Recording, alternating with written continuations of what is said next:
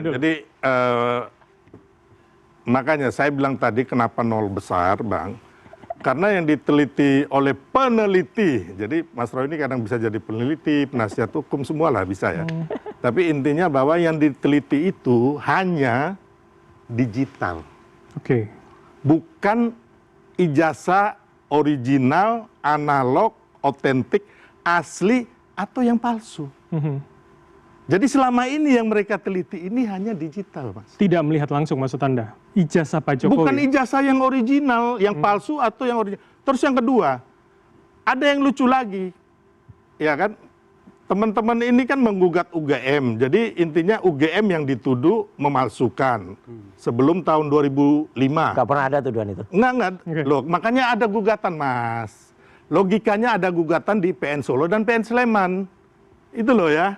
Ini clear nih, ini fakta hukumnya ada, Mas. Anda nggak bisa bantah, ya. Bukan nggak bisa bantah. Saya ngomong dulu, baru Mas Roy. Itu turut tergugat itu bukan yang digugat. Mas Roy, nanti abis itu Mas Roy bantah ya.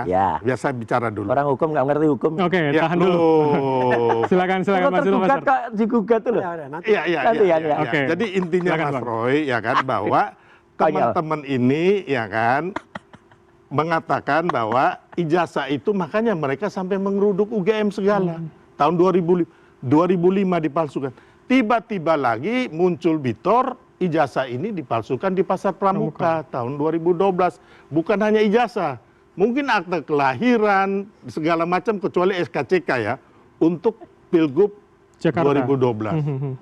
Nah, ini kan hal-hal yang menurut saya nggak masuk logika dan nalar, ya kan? Nah, memang kembali lagi, saya sepakat bahwa nanti yang memutuskan pengadilan, gitu loh. Tapi kembali lagi kan UGM yang mengeluarkan ijazah sudah mengatakan asli, termasuk Bareskrim, ya kan? Kalau saya hanya melihatnya itu, kenapa? Saya bukan peneliti seperti Mas Roy, ya kan? Jadi kalau dia logika timeline itu ya, ini logika anak kecil aja gitu loh, ya kan? Jadi ya kalau menurut saya, makanya sampai saat ini Mas Roy, Anda, grup Anda siapapun mau bilang apa? Menurut saya fakta-fakta, data-data, kami orang hukum mengatakan nol besar. Nggak bisa maju. Kami tangkap pesanan. Nggak akan bisa maju. Termasuk pengadilan itu sudah berapa kali itu NO, ya kan? TPUA yang di Bareskrim juga kemungkinan besar ya pasti selesai. Jadi menurut Anda tidak perlu ke pengadilan sebetulnya? Yang ada ini adalah nanti kita lihat. Makanya saya bilang ini isu pemaksulan dan isu ijazah palsu ini sudah game over. Kalau menurut saya. Tinggal telenovela dan drama-drama nanti Mas Roy mereka jadi naik sidik, ya kan? Ada tersangka, ada terdakwa, ada narapidana. Itu drama-drama ini yang akan kita nikmati. Makanya saya sekarang santai-santai gitu. Santai ini, Bos. Karena saya lihat ini udah ada nih, bukan saya ahli nujum gitu loh. Tapi perkiraan Anda seperti itu ya, bahwa itu, Mas Roy, tanggapan Anda? Ya, saya aja bukan orang hukum, ngerti kalau yang di Solo itu tergugat pertamanya siapa, ya, bukan UGM.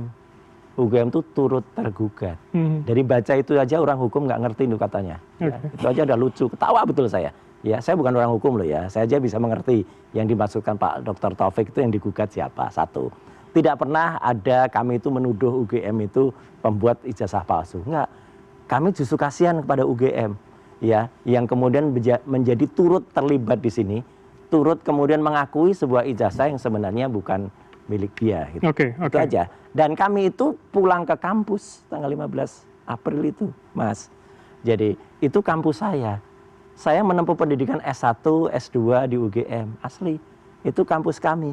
Dan kami itu dalam rangka keprihatinan kami dengan kampus itu. Jadi poin Anda? Poin saya adalah salah kalau sekarang ada orang mengatakan bahwa kami itu meneliti yang salah. Kalau memang benar apa yang diteliti ada, hadirkan di atas meja, ya hadirkan, baik itu bahkan ketika gelar gelar perkara khusus kemarin. Kalau itu ada ijazah aslinya, hadirkan, gitu. Begitu dihadirkan, kami pun siap dengan pembanding ijazah asli UGM juga. Ya, pada di tahun yang sama, keluaran yang sama, fakultas yang sama, angkatan yang sama, atau tahunnya keluaran yang sama. Dan itu akan nampak nanti perbedaannya. Ya, bahwa yang di sini ada embossnya, ada watermarknya, ada. Yang ada di sini tidak, gitu loh. Kenapa saya bilang tidak? Karena apa yang tampil selama ini tidak. Dan kalau maaf, kalau boleh saya sebut, Kenapa saya sebut kader PSI juga? Karena ada orang dari kader PSI namanya Dian Sandi, itu yang mengupload itu. Sebelum ini, nggak pernah ada di antara kami itu yang berani menganalisis itu karena tidak ada yang memastikan itu asli. Seorang kader PSI namanya Dian Sandi pada tanggal 1 April memastikan ini ijazah asli. Nah, padahal itu kalau kita lihat, nah ini beda ini. Jadi rujukan Anda salah satunya adalah postingan itu ya? Betul. Jadi postingan itulah yang membuat kami mengatakan tidak asli. Kalau memang ada yang asli analognya, keluarkan. Kalau sampai sekarang analog nggak pernah keluarkan, ya itulah yang nol besar. Jadi tahan. gini,